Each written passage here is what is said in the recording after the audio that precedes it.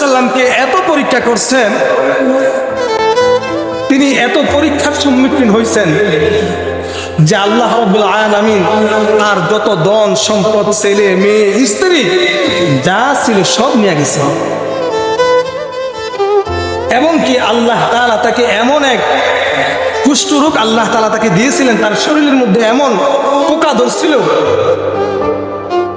যে তার পুরো শরীরের মধ্যে পোকা ধরে তার শরীর থেকে এত দুর্গন্ধময় অবস্থা হয়ে গেছিল। একজন নবী ছিলেন তিনি।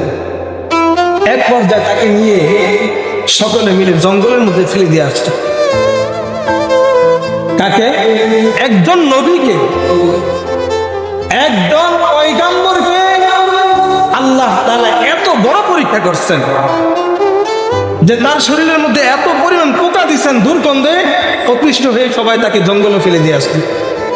ওই সময়ে পয়গম্বর আইয়ুব ওই সময়েও কখনো আল্লাহ তাআলা ধৈর্য থেকে, সবর থেকে এক কদমও পিছপাও হয়নি।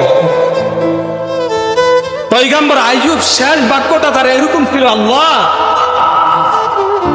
তুমি আমাকে আমার পুরো শরীরে পোকা দিচ্ছ, কোনো দুঃখ নাই, কোনো কষ্ট নাই, আলহামদুলিল্লাহ, তোমার কাছে যেটা ভালো মনে হয়েছে এটা তুমি করছো। রব, হে আল্লাহ, তুমি আমার জিহ্বার মধ্যে তুমি পোকা দিও না, যে জিহ্বা দিয়ে ডেকে তোমাকে আমি সারব, তুমি আমাকে এই জিহ্বার মধ্যে পোকা দিও না। আল্লাহ রাব্বুল আলামিনের কাছে তার এই কথাটা অনেক বড় পছন্দ হয়েছে।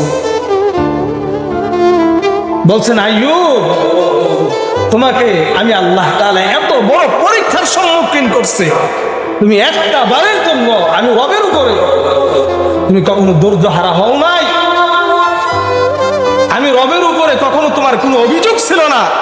আইয়ুব, আমি আল্লাহ তাআলা আমি তোমাকে পরিপূর্ণ শিফা দিয়ে দিলাম। সুবহানাল্লাহ।